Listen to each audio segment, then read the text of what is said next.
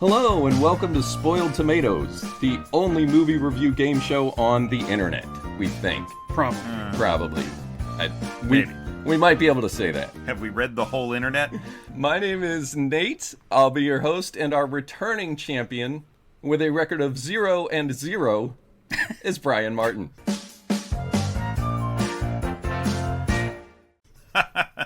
Yeah, I guess that's true, because this is a new season. This is the first episode. This is the first episode of this whole thing. We've been doing it as part of our bonus episodes, but now it's like officially its own thing. Exactly. Yeah, going to be its own episodes marked out as Spoiled Tomatoes, because, Brian, you now have contestants going against you. Oh, shit. Let's meet our contestants. Our first contestant this year is a science fiction author, a YouTube content creator, and friend of the show, the Unapologetic Geek, Eric Magill. Welcome, Eric. Hey, Hey, thanks for doing it. Eagle-eyed listeners will recognize Eric from having been on... I'm not sure the eyes are going to help, actually. That's how the senses work, yes. Have been on the podcast before. You did some air raid with us. You came in and filled in for Brian once. I threatened to replace him. Wasn't it a Spoiled Tomatoes? Yeah, It was. You have actually played the game before. have. He's played the game. But I had seen the movie that time. Oh, this time you haven't. Yeah. Yeah. Well, that's okay, because I don't remember what movie we're talking Even so, I think you're at a disadvantage as a contestant because Brian has seen the movie. I'm not so sure that means I have the disadvantage. I think that might mean he has the disadvantage. Oh, maybe. Quite true. Well, Quite we'll true. know by the end of the season, maybe. You drinking anything tonight, Eric? I see Brian's knocking something back. Just water. What was that, water? Is it somehow fermented? It's like flavored water. It's a circle. I'm trying to get a sponsorship going. Oh, circle. Yeah, okay. All right, I get it. All right. I'm on the last of my canned cocktails, Brian. This is the last one. I'm going to have to... I think I might go get more, even though my cupboard is full of whiskey. You're going to have to. We're going to record again in I like like 2 these. days. Yeah.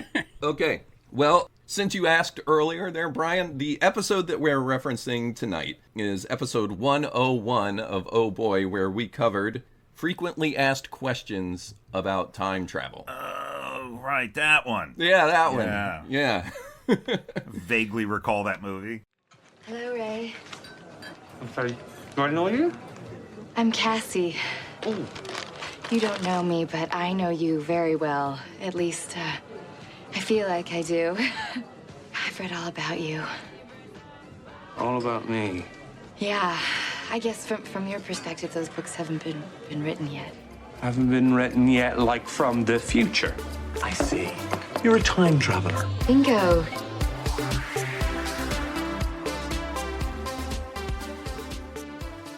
Now, Eric, you have listened to our episode on that movie, correct? Yes, so all I know about the movie I learned from you guys. It has been sufficiently spoiled for you. Sure. Yeah. The tomato is spoiled. And I also sent you a link to the trailer. Did you watch the trailer? I did not, actually. Oh, well, you're too late now. Living dangerously. You had your chance. I wanted to stick to the purity of the concept. Okay, all right. Well, I did give you the option. That option was there for you. Whose round is it? Got the last round. A funny thing happened on the way to the bar. I'm Cassie. I repair time leaks. Very clever, Ray. You want to hear what happened or not? Absolutely. You're a time traveler. Bingo. Yes. 3 friends ran out of time and into a whole new dimension. I will see your time-traveling hottie and raise you a pub full of dead bodies. It's Doctor Who meets Shaun of the Dead. I think we found your time leak. It's in the gents. Now, before they unravel the mystery, We can't bump into or speak to the other us. they'll have a few questions to answer. Don't go in! That is the end of the world. I'm not going out there. At least out there might be someone who can help us. Like who? Like friendly future people with huge heads. You can't kill anything in the past because it wipes out all its descendants in the future. Don't sleep with anyone. Always ends up being your mum or your gran. Oh, that's just sick. We're back. Freeze! I think we're gonna have a little standoff here today. So what do we do now? What? This is your thing. This is not my thing. No, my thing is sitting on my arse reading books about this shit, not actually being in it. Hi. I'm pointing a rather large gun at you. You didn't, mention its range? I'd hit you from here. Turns out everybody in the future, American. It's so funny you'll want to go back in time and see it again. I mean, how hard can it be to make a film that doesn't suck? Hooray! This is Cassie. She's my girlfriend. Have we had any of the, I don't know what you're talking about. Unless, of course, you mean sex. Yeah, we've done that lots. Frequently asked questions about time travel. So, whose round is it? If you're new to the rules, here's how the game is played. The contestant will earn points based on their estimation of the movie's Rotten Tomato score. First, they will decide whether or not the movie has been certified fresh, earning 1 point with a correct guess. Next, they will gauge whether the audience score is higher or lower than that of the critics, with the potential to earn 2 points. Now the contestant will provide their best guess of the actual critic and audience scores. Should they manage to guess within 10 percentage points of the current tomato score, they will earn 5 points. If they are within 3 percentage points of the actual score, they will receive 10 points. The contestant can earn 20 points if they guess the score exactly. And, in the unlikely event that the contestant guesses both the critic's score and the audience score exactly right, they will be awarded an extra 50 points and end the game with a perfect score of 93 points. Now let's get ready to play. Hell is a 93 point. It's like catching the golden snitch kind of score. Perfect score. That would be a scenario that just makes this experiment a failure. So don't do that. Don't be perfect. So don't be perfect. I don't know if that ever happens. That's right. I don't expect it to happen. I don't. That would be somebody cheating. Mm-hmm. Yep, that's how we know. Exactly. This is all on the honor system. Exactly. Also, the way this is going to work, Brian plays a spoiler here, okay? So the idea is if Brian beats you, any points that you've tabulated for this particular episode will not carry over to the leaderboard because Brian wins. Right. If you beat Brian and have more points, you take all your points to the leaderboard, and when we see our next contestant, your score will go up against his, and by the end of the season, we'll have a winner. Assuming this all goes smoothly. Okay. Interesting. So if Brian wins 2 weeks in a row, does he get more points that way? No, Brian is only a spoiler. He can't win on the leaderboard. He's just trying to keep the contestants from earning points. I see. Truly a spoiler. Truly a spoiler. All right, you got it? Okay, so our first segment, the contestant is allowed to ask us 3 questions. What do you want to be when you grow up? What's the right tip? Have you called a plumber to your home lately? Do you have to direct it to a specific person, or are they directed to both of us? I think we could both answer. Okay. Let's just not be long-winded about it. I was going to say, is this movie good? I don't want more editing, so let's keep it short. But yeah, 3 questions that you think might help you in your pursuit of points. What do you got for us? Okay, in your episode, you talked about how the filmmaker had been around a long time and seemed very bitter, and he put himself in the movie as one of the characters. How hard did the movie lean into that? Did it lean into it really, really hard, or just a little bit? I think we picked up on it because we're sensitive to this. Yeah, I'm wondering about that too. The emphasis in it it's not really on the writer character. Right? It's kind of the B plot is how important the Notebook is and all of that. I mean, I would say not really overtly. I think that it's a lot like my anecdote where I feel like the writer of the movie thought he was being pretty sharp and nobody was going to pick up on it. Okay. I get you. It is glaringly obvious to those of you who are creators at home, those of you that are writers, and just be like, yeah, we know, buddy, it's it's tough out there for a pimp. So it's not like M. Night Shyamalan in Lady in the Water. Lady in the Water is what I was going to bring up. Lady in the Water is way more overt about it than this movie is. That's the worst offender I can think of off the top of my head. It really is. Yeah. Oh, so the writer's Jesus. Right, Got it. Right. I'm only exaggerating a little. It'll surprise you to listen. I have not seen that movie. Aw, really? Believe it or not, I've never seen anything. But do you like Bryce Dallas Howard? Yes. I got good news for you in this one. How do you feel about soggy Bryce Dallas Howard? Perpetually. I like that scene in the dinosaur movie where she's swimming through the swamp. Okay, well, that's this for an hour and 45. All right. And the water's a lot clearer. The water you can is see pretty a lot clear. better. Yeah. Question 2. What else you got? Let me think. I did not fully prepare. Well, you don't have to ask your 3 questions. I'm just giving you opportunities here. It's the first episode. It feels weird not to. You already threw away the opportunity to watch the trailer. That's true. I'm a terrible contestant. Well, you're the first. So it can only get better from here. So that's good. The less you know, the better. Yeah. You know what? I'm going to pass. I'm not going to ask any more questions. That's really all I needed to know. All right. Well, in that case, I'm going to ask you, Eric, for your scores first, because theoretically your scores should not influence Brian's decisions, given that he's already seen the movie. Yeah. So I'm going to ask Eric first. You're going to go ahead and give me your scores. Then I will ask Brian. He will give me his scores. And then there'll be a little time there to sort of discuss the rationale of where you're coming from with that number. And so after Brian goes, then I can... we'll all just kind of discuss where we thought these numbers came from. Okay. Okay, so checking my notebook here.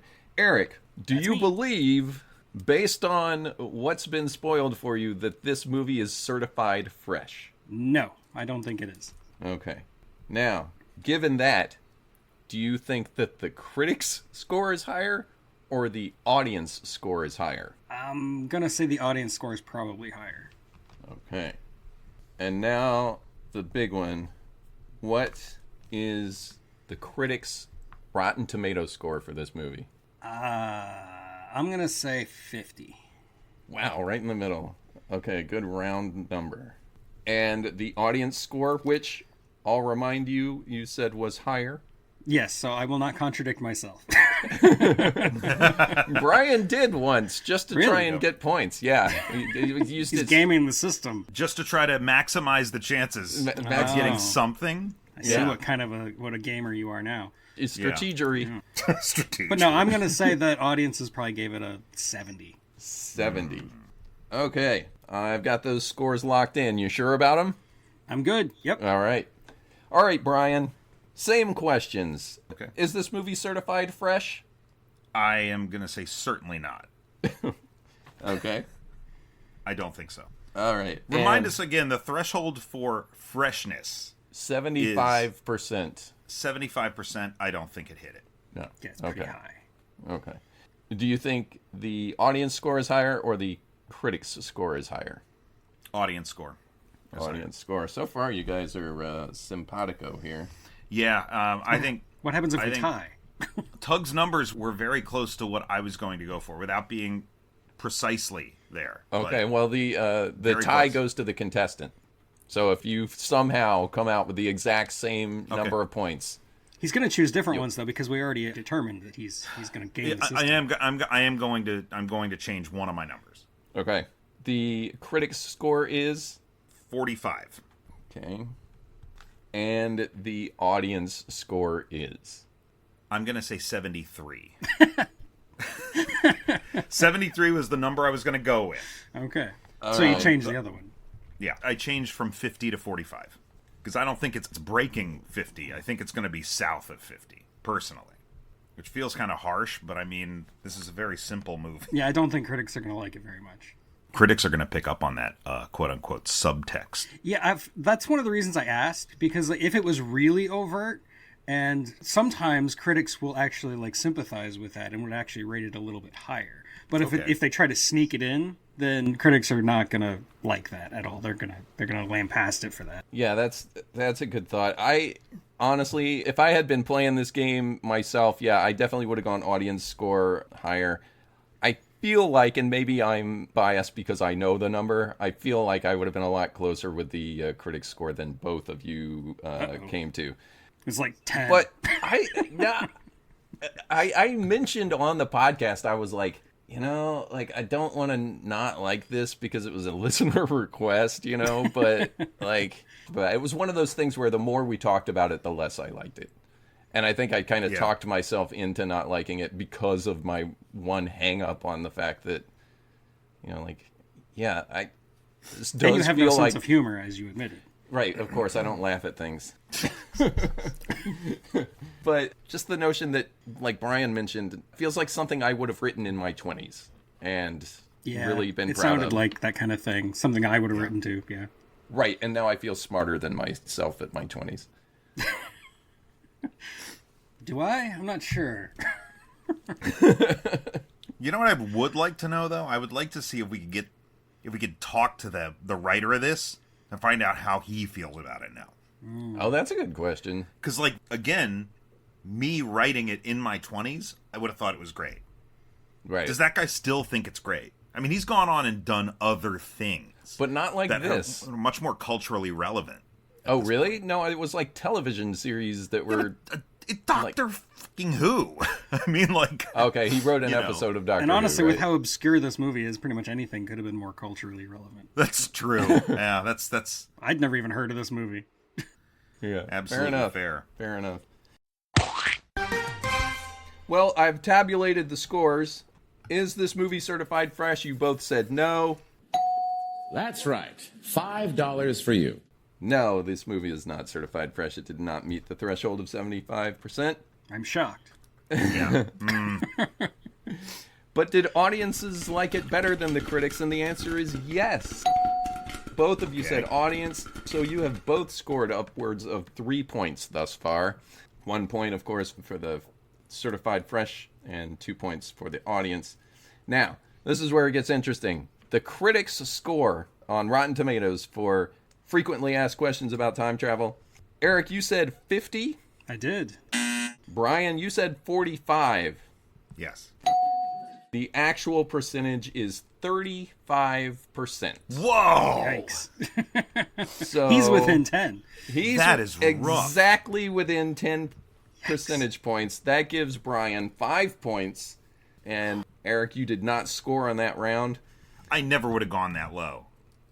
Yeah, that's why I was saying, like, low. I felt like it was probably in the low 40s, high 30s for me. Man.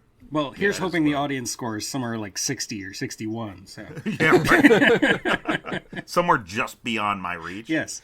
Yeah, so the audience score, Eric, you put down 70%, right? Yeah. Brian, you said 73%.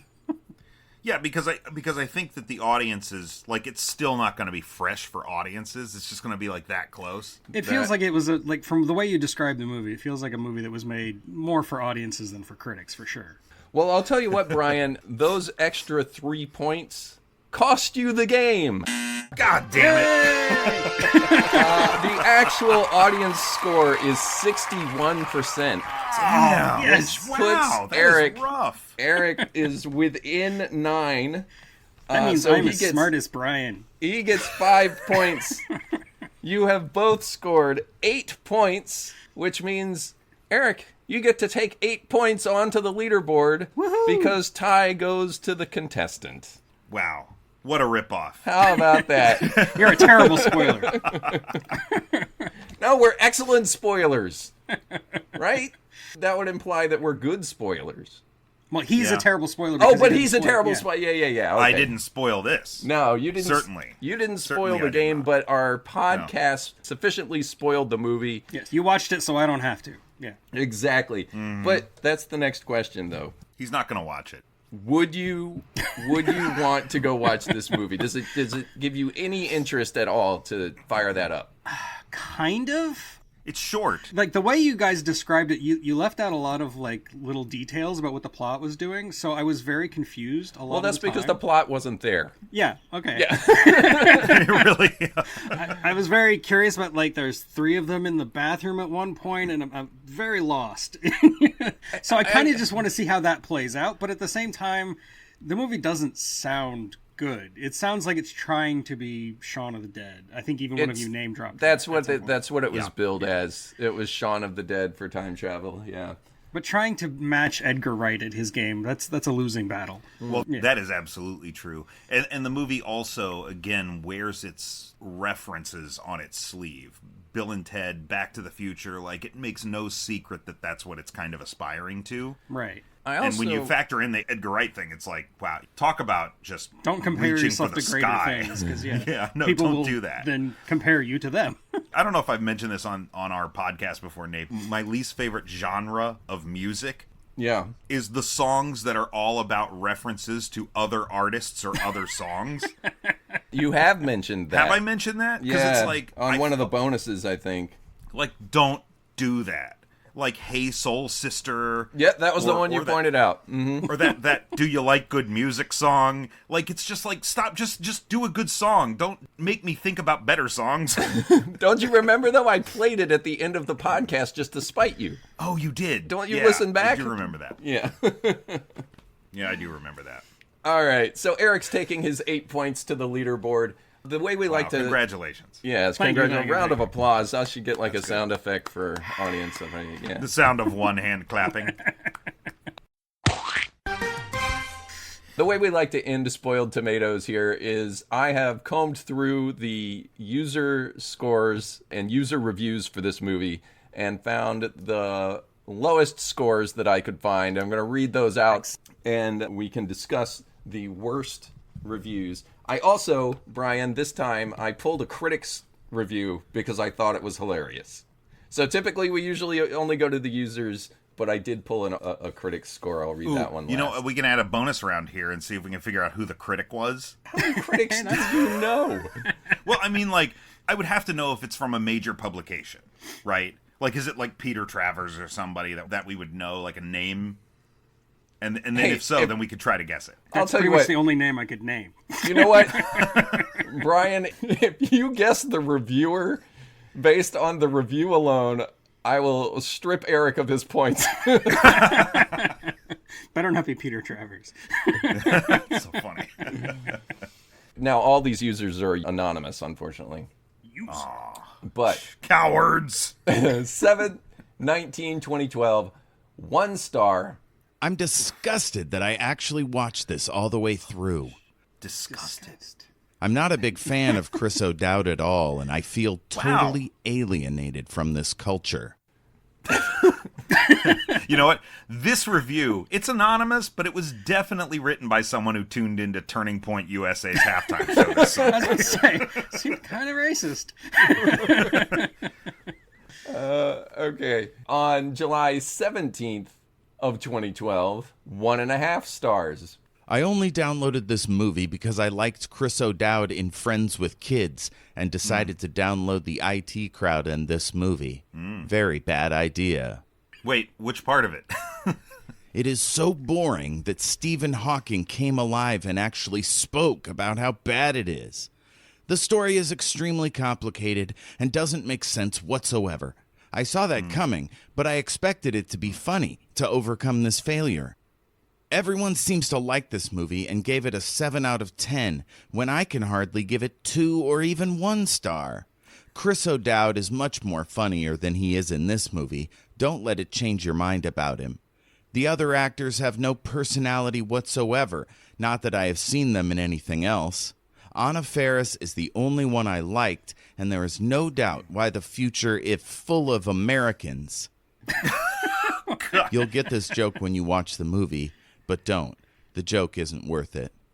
Oh my God. Well, that's actually a pretty good review. It's rough. That's a little rough, a little harsh, but yeah, speaking of the Turning Point halftime show, what is that? There's a vaguely racist post, yeah. Yeah, I don't know that it's all that vague, honestly. No, it's pretty direct. Anna Faris is the only one I liked, and there's no doubt why the future is full of Americans. All right. Yeah. Okay. I wish he'd signed his name to that one. Wait, when was this review This posted? was 2012. Look, the signs were all there, guys. We should have known. The signs have always been there. We should have known where this country was headed. Okay. Last user review. This is 1 year prior. 10/29/2011. 1 star. Not as much thought went into this as it should have. That's the end of the review. Oh, that's the whole thing. That's perfect. That's that the is whole the perfect thing. review. I love that review. Not as much thought went into this. It's like he put just enough thought into that review. It's like a teacher wrote a comment on it. That's right. It's See in the me margins. after class. It's in the margins. Yeah. Okay. I am going to read a critic review here because I thought it was funny. Typically, this is probably not something that we would include. Do you actually want to try and guess the name of this reviewer? Sure. I mean, why not? I don't think that. Sure. All I'll right. try. It's from 2009. It's 1 out of 5 stars. Wait, when did Roger Ebert die? That's the first thought I had. Was when did Roger Ebert die? Because This is the worst film of the week, a dire British comedy to which the only honest response is to soil and then set fire to the Union flag in the foyer of your local cinema. Jesus. Oh my God. I don't think we've hated the British this much in like 200 years. It is, incredibly, co-produced by BBC Films and HBO, and that sniveling sound you can hear is Lord Reith, David Attenborough, Tony Soprano, and Larry David crying helplessly in each other's arms out of pure shame. Holy shit. What the fuck? It's like all the spokesmen for HBO and the BBC. Now, who signed his name to that one? Owen Gleiberman. I'm not familiar with this person, but he is from The Guardian. Peter Bradshaw from The Guardian in 2009 said that we should burn the Union Jack. The Guardian is a UK that production. Is a UK, yeah, so he makes his own Union flag. Yikes. All right. Well, thank you for playing there, Eric. Oh, thank you for having me. Yeah, this would be the time where I would review over the leaderboard, but right now the leaderboard is Eric Magill. It's mine, because I am the leader. With 8 points. That's good. Eric, do you have anything that you want to plug? Anything coming up on the channel that you want us to know about? Or Well, I have no idea when this is going to drop, but I'm finishing up my Fantasy February on my YouTube channel, where I'm basically just talking about Ray Harryhausen this month. Right. A bunch of Ray Harryhausen movies. I've been putting out a video every single week, which is more accelerated than I usually do. Yeah, because you're doing the shorts now. Yeah, and I'm doing a short every single day. So Yeah. that takes a lot of time out of my schedule as well.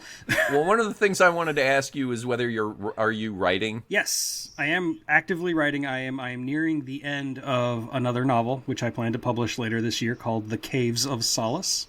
Okay. Is this as a sequel to Paradox, or? It is not related to Paradox, no. Okay, not at all. They're going to be a series? Yes, it is one in a series. Yeah. Awesome. Come back anytime. Hopefully we will actually collaborate on something this year, like absolutely outside of this. And I do have you down for covering another Spoiled Tomatoes to try and add to your 8 points and maybe catch up with other contestants if they somehow jet ahead. I think this is successful. I feel like this is good. This is good. I am excited to have gotten 8 points. 8's not bad. Based on like it the really last... isn't.